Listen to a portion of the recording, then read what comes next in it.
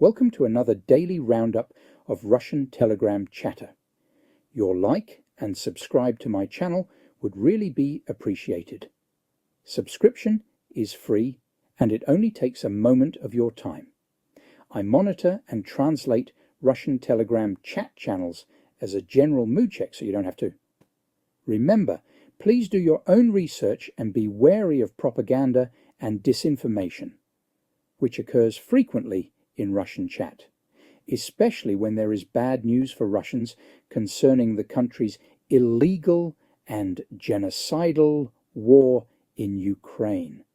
The images used in the video are for illustration purposes only. They do not necessarily represent the issues or translations. And finally, please note, the chat is unverified and I do not endorse the views expressed. Right, let's get on with it. On Telegram today, Russia proposes innovative project to transport gas on nuclear submarines.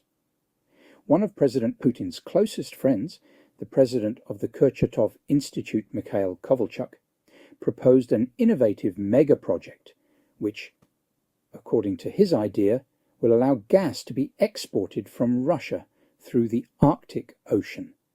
He presented a presentation of a nuclear submarine gas carrier, which could become an alternative to traditional LNG tankers.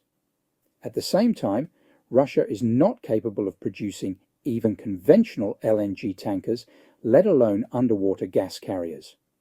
Novatek, Russia's largest producer of liquefied gas, planned to purchase 16 such tankers in 2024. However, the Korean Hanwha Ocean terminated the contract due to sanctions, and domestic production at the Zvezda shipyard was bogged down by technological problems. Novatek did not receive a single one of the planned 5 tankers. Suspiciously positive figures, Russia understates inflation, overstates GDP.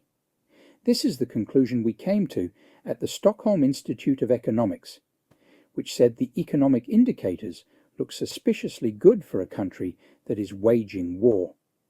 In particular, the authors of the report draw attention to the fact that Rosstat data differs significantly from alternative inflation indicators. In July 2024, inflation according to Romir calculations was 21.2% versus 9.13% published by Rosstat. At Stockholm University also rechecked the dynamics of GDP. An alternative calculation using fluctuations in oil prices showed that instead of growth of 3 to 5%, the economy is actually stagnating. And recalculation in dollars shows a decline of 11%. State corporations failed to implement Putin's decree on the transition to domestic software. A number of state-owned companies have once again asked the Ministry of Digital Development for a deferment until 2027 for the transfer of critical infrastructure facilities to domestic software. Such an appeal was sent by Rosatom, Gazprom Neft, Roscosmos, Rostec, Russian Railways, and Rostelecom. The current regulations require government agencies and state-owned companies to stop using foreign software from January 1st, 2025. Russian enterprises in the metallurgical and chemical industries, as well as the fuel and energy complex, still implement more than 98% of projects using foreign software. This was shown by the latest study by Severstal. The Central Bank of Russia has published a report on the demographic and financial situation in Russian households. Since 2010, the number of single-person households has increased from 25.7% to 41.8% in 2021. This trend continues, especially among citizens with low or middle income. Gazprom CEO Miller publicly criticized European countries for stopping buying Russian gas. According to Forbes, Gazprom became the most unprofitable Russian company by the end of 2023. The Central Bank of the Russian Federation may consider raising the key rate to 20 to 21% at the October meeting. The Kazakhstan Stock Exchange announced the termination of relations with the Moscow Exchange. Prices for auto parts in Russia have increased by 78% since the beginning of the year. Parts for European and Japanese cars have become especially expensive. VAG cars, including such brands as Volkswagen, Audi and Skoda, have shown the most significant increase in the cost of parts, almost twofold. That's all for today, folks. Thank you for tuning in. Please remember to like this video and subscribe to the channel. I also leave comments open for feedback, which I really appreciate.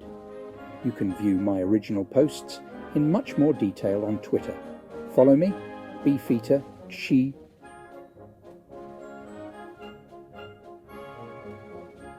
Schler. My research threads also include full references and sources to speed up your own research. Did you know that I also provide daily updates and deep dive research videos on a range of interesting subjects, including economics, geopolitics, sanctions circumventions, fossil fuel updates, and much more. If you are able to support me with a coffee or subscription on Patreon, I do provide links in the description of the video. I really appreciate all the support I can get towards my research, equipment, and publication costs. Thank you. To those who have supported me on Patreon or Buy Me a Coffee, you are simply awesome. Your regular support is really appreciated. Remember, folks, the YouTube edition of my Russian Telegram chat translations is released every night at midnight, UK time. Have a great day. I look forward to your next visit.